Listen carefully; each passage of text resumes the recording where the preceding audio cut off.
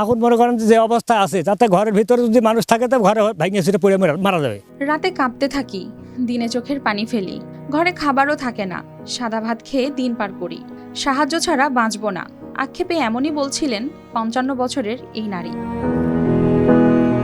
কম্বল, ফুটোটিনের চাল আর হেলে পড়া দেয়ালের ঘরে রাতে ঘুম নয়, শীত আর কান্নাই যেন তার সঙ্গী। স্বামী সন্তান আছে, তবুও নেই নিরাপদ আশ্রয়। শেষ চাওয়া যখন শুধু একটা ঘর, তখন বোঝা যায় তার কষ্টের গভীরতা। ৫৫ বছরের সাজেদা খাতুন ও তার মা ৮৩ বছর বয়সী জমিলা খাতুনের বসবাস এক চিলতে জরাজীর্ণ মাটির ঘরে। হেলে পড়া দেয়াল ও ফুটোটিনের চাল, যে কোনো সময় ঘরটি ধসে পড়ে বিপদ ঘটতে পারে। শীতে একটি কম্বল আর প্লাস্টিক পাতা মেঝেতেই কাটে তাদের রাত।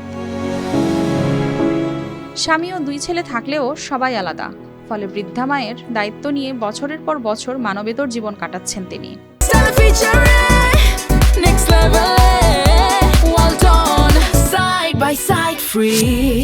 বেটার বউ বেটা হায়া তাকারে দেখার মতো আমরা তা পারিনি, আল্লাহ তাআলা তা আমাকে দেনাই। আমি থিয়ে চলে গেছে, তার এখন থাকার অবস্থা খুবই দুরবস্থা।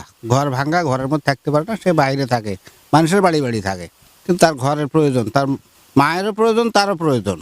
এই জন্যে আমাদের বিশেষ অনুরোধ, তাকে যেন সরকারের থেকে সহযোগিতা করা হয়। সহযোগিতা করলে সে একটু আশ্রয় পেলে, যে কয়দিনই বাঁচুক, সে একটু ভালো মতো থেকে যেতে পারবেই। বয়সের ভারে মা মেয়ের শরীরে অসুখ বাসা বাঁধলেও নেই চিকিৎসা ও খাবারের নিশ্চয়তা। কাঁপতে কাঁপতে শীতের রাত কাটে তাদের চোখের পানিতে। নামাজেও তিনি একটি নিরাপদ ঘরের জন্য দোয়া করতে থাকেন, যাতে মাকে নিয়ে শান্তিতে ঘুমাতে পারেন। আমার ঘর দুয়ারও নাই, বা খাই আমি চা শিল্পী, আমি তার হাঁটতেও পারি না, উঠতেও পারি না। বাবা দয়া করে দিলে ঘরটা দিলে না নি আপনার বেটারা, তাহলে খুব ভালো হবে। ইউপি চেয়ারম্যান জানান, মা মেয়ে অসহায় হওয়াতে তাদের সাহায্য করার চেষ্টা করছেন তিনি।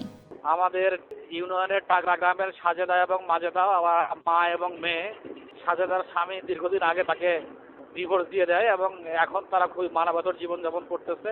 যে কোনো সহযোগিতা পাওয়ার মতো উপযুক্ত লোক তারা, এবং আমরাও আমাদের ইউনিয়ন পরিষদে যখন সুযোগ সুবিধা আসে আমরা ওদেরকে দেওয়ার চেষ্টা করি। এর আগে সুযোগের অভাবে তাদের সাহায্য করতে না পারলেও পরবর্তীতে সহায়তা দেবেন তারা, বলছেন এই কর্মকর্তা। আমি আগে একটু দেখি, খোঁজ করে ওনাকে জন্য কি করা যেতে পারে। তার সরকারি ঘর বা অন্য সেগুলো তো নাই, তো আগে তো ওটার ব্যবস্থা ছিল, মানুষকে দেওয়া যেত, এখন তো সেগুলো তো নাই। আমাদের উপজেলা প্রশাসনের তরফ থেকে আমরা ওনাদেরকে সহায়তা করার প্রচেষ্টা নিব। মৃত্যুর ঝুঁকি নিয়েই দিন পার করা মা মেয়ে চায় শুধু একটি নিরাপদ ঘর। স্থানীয়দের আশা, সরকার বা সমাজের কোনো দয়ালু মানুষ যদি এগিয়ে আসেন, তাহলে অন্তত জীবনের শেষ সময়টা ভয় নয়, একটু শান্তি নিয়েই কাটাতে পারবেন সাজেদা ও তার বৃদ্ধা মা। News desk, RTV।